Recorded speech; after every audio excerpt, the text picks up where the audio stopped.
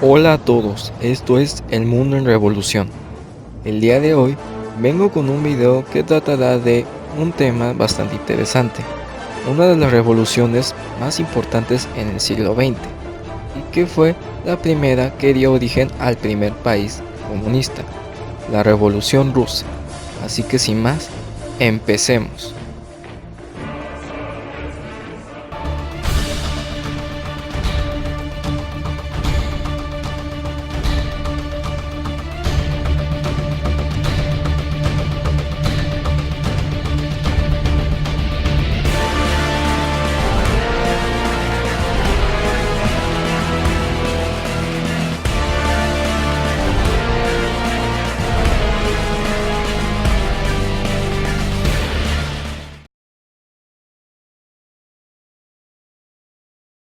Entre los siglos XIX y XX, Rusia estaba gobernada por los zares, un régimen autocrático, o sea, que el poder residía en un hombre, en este caso, en el zar.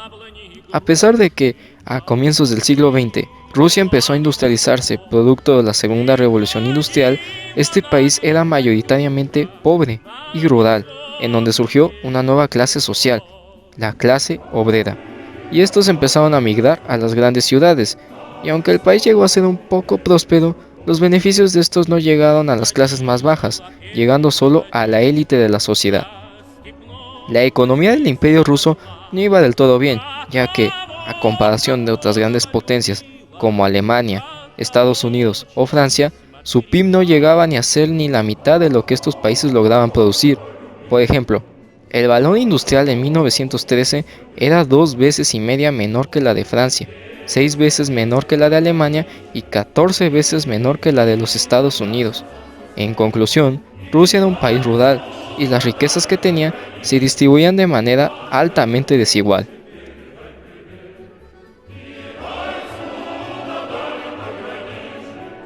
Todo inició con una huelga a gran escala en la capital del país, Petrogrado, hoy San Petersburgo, a principios del mes, el 23 de febrero o 8 de marzo de 1917, según el calendario gregoriano que es el que impera actualmente. En el Día Internacional de la Mujer, las mujeres de la capital se manifestaron por la exigencia de pan, recibiendo apoyo de los obreros, así prolongando aún más la huelga. Los días pasaron. Los obreros tuvieron constantes enfrentamientos con la policía, armándose de armas sustraídas de la misma policía, bajo el grito de "abajo la guerra y la autocracia". El zar ordenó entonces la movilización de toda la guarnición militar. Los enfrentamientos contra los manifestantes ya tenían violencia, llegando a haber ya muertes. Entonces el zar Nicolás II, sin tener ya algún medio para gobernar, ordenó disolver la Duma, para nombrar un comité interino. Sin embargo, en un hecho inesperado, la guarnición militar se unieron a las protestas, dándole la espalda al Estado y así poniendo más presión a este. Por lo que el 2 de marzo de 1917, el zar Nicolás II abdicó al trono, por el bien del Imperio ruso. Al día siguiente, su hermano Miguel Alexandrovich rechazó el trono, por lo que esto significó el fin de la era de los zares en Rusia y el triunfo de la revolución, al menos hasta en ese entonces.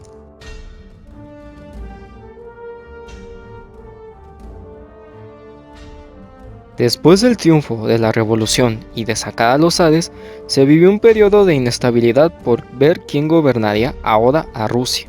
Por un lado estaban los soviets, que eran una asamblea popular que surgieron por voluntad del pueblo, dirigidos por Vladimir Lenin, que había llegado de un exilio en Suiza. Tras escuchar que la revolución había triunfado, decidió regresar para establecer en Rusia un gobierno de corte comunista.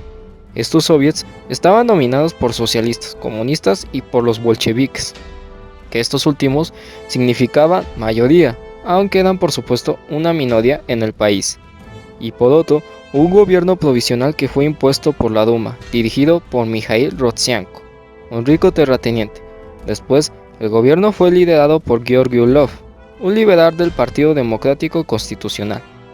Por eso, aunque la revolución fue liderada por obreros, el gobierno resultante seguía al mando de los burgueses, por lo que los soviets tenían más presencia en zonas rurales. Mientras que los soviets querían la implementación de una jornada de 8 horas, el establecimiento de una república democrática y la repartición de tierras, el gobierno no quiso apoyar estas ideas. En cambio, este propuso crear una asamblea constituyente, elegido por votación del pueblo, para decidir sobre los problemas del país. Pero hubo ausencia de millones de votantes, por lo que se retrasaron las elecciones y la proclamación de una república democrática. Los soviets tenían un apoyo moderado hacia el gobierno, que después sería liderado por Alexander Kerensky, aunque estos consideraban que la revolución del proletariado en Rusia había sido muy prematura, por ser un país atrasado y rural, además de que el proletariado era débil y reducido, en comparación de la burguesía, por lo que de acuerdo al análisis marxista, primero se debía dar fin al feudalismo y darse una reforma agraria, mismo por el que seguían luchando. Después de una serie de crisis, Lenin seguía publicando un argumento en donde afirmaba que el capitalismo estaba en un estado de putrefacción, además de que, según él, solo se detendría la guerra y se asegurarían las conquistas ganadas durante la Revolución de Febrero, dándole poder a los soviets, y por lo tanto, quitar apoyo al gobierno actual. Y exigió la confiscación de las tierras y su posterior redistribución entre los campesinos, el control obrero sobre las fábricas y la transición inmediata a una república soviética. Conforme pasó el tiempo, de pasar de ser las ideas de dos hombres, o sea, Lenin y Trotsky, se fueron difundiendo específicamente por el periódico Pravda, dirigido por los revolucionarios Joseph Stalin y Molotov. Así, gracias a la gran crisis económica y social, tomaron fuerzas estas ideas, siendo ya los bolcheviques una mayoría entre los soviets de Petrogrado. Después de que una serie de maniobras ofensivas, ordenadas por Kerensky, fracasaron en el frente contra el Imperio Alemán, el ejército se negó a seguir en el frente, y junto con los obreros, prosiguieron con las protestas para que los soviets tomaran el poder. Pero estos prefirieron esperar a que el gobierno siguiera trabajando, para que se viera la ineficiencia de este.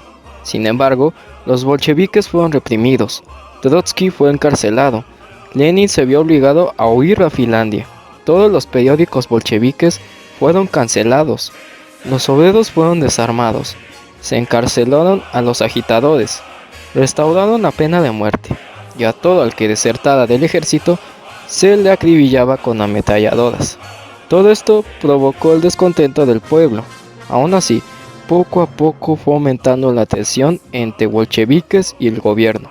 Incluso, el general Kornilov intentó aplastar a los soviets en Petrogrado mediante un golpe militar, pero falló, por lo que, en consecuencia, los obreros se rearmaron y se liberaron a los presos políticos, incluyendo a Trotsky, y así el gobierno de Kerensky perdió apoyo de la derecha por su muestra de debilidad, mientras que los bolcheviques fueron ganando apoyo fuera de Petrogrado, y estos nombraron a Trotsky como su presidente, además de que el movimiento agarró fuerza en las zonas agrícolas, donde los campesinos tomaban por la fuerza sus tierras, pero aún así, hasta octubre de 1917, Lenin y Trotsky consideraron que ya era hora de acabar con la dualidad de poderes, y comenzó así la Revolución de Octubre.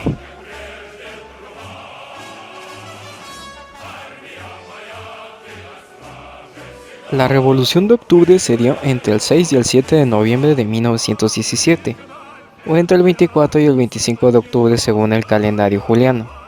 Esta revolución constó de un levantamiento espontáneo organizado por la Guardia Roja Bolchevique, formado por campesinos, obreros y soldados, donde se tomó el control de toda la ciudad capital, controlando puentes, caminos y sobre todo asaltando el Palacio de Invierno, derrocando así al gobierno provisional.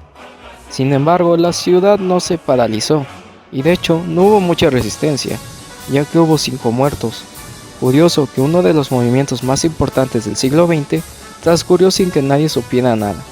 Al día siguiente, Trotsky declaró el derrocamiento del gobierno provisional, y después, Lenin en su primera aparición pública promulgó una serie de reformas, siendo las más relevantes la socialización de la tierra, para que los campesinos la repartieran como ellos quisieran. Y así, de paso se consiguió una neutralidad con la clase campesina.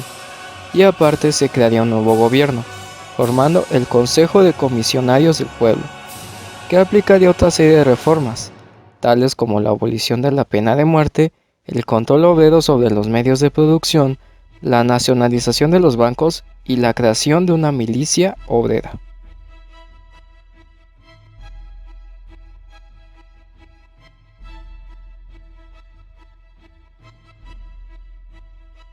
La historia posterior sería difícil, la producción había caído, y con ella la economía.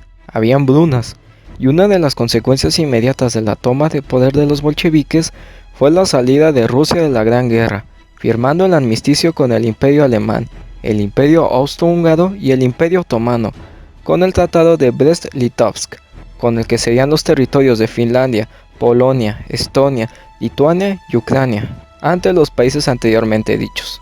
A su vez, se creó la Cheka, una organización que reprimía los movimientos antirrevolucionarios de manera violenta.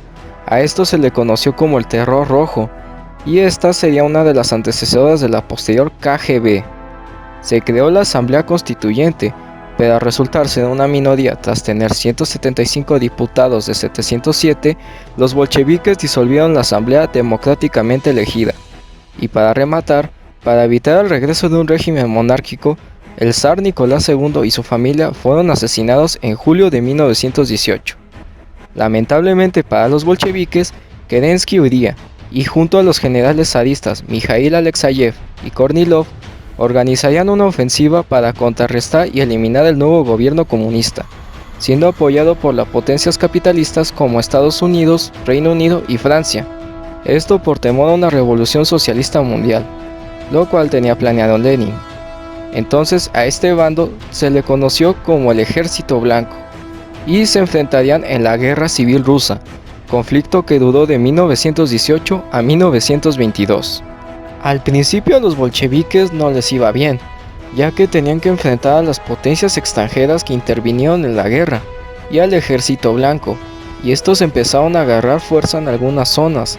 Sin embargo, Trotsky reorganizó al ejército, y formó el Ejército Rojo, un ejército fuertemente organizado que en 1918 tenía 150,000 soldados, pero en 1920 tenían ya 3 millones de soldados, además de librar algunas batallas también contra Polonia, que se saldó con la división política entre ambos países para el periodo de entreguerras, y la guerra ucraniana soviética, que se saldó con la anexión de la zona occidental de Ucrania a Polonia, y la creación de la República Socialista Soviética de Ucrania. Pero debido a la nula organización del Ejército Blanco, y que los bolcheviques organizaron la economía solo para atender las necesidades bélicas, aunque eso provocaría hambrunas al país, y también al retiro de las potencias extranjeras, formalmente los bolcheviques obtuvieron la victoria definitiva, y así, a finales de 1922, se reunieron en una conferencia los líderes de la República Socialista Federativa Soviética de Rusia, la República Federal Socialista Soviética de Transcaucasia y las Repúblicas Socialistas Soviéticas de Ucrania y Bielorrusia, para firmar una unión, naciendo oficialmente el 30 de diciembre de 1922 la Unión de Repúblicas Socialistas Soviéticas, o Unión Soviética, siendo la primera revolución de carácter socialista victoriosa en el mundo. Bueno, creo que eso es todo lo que les quería ofrecer con este video. Si te gustó, puedes regalarme un like, compartir el video y suscribirte a mi canal para más videos sobre estos temas. Me despido y esto fue El Mundo en Revolución.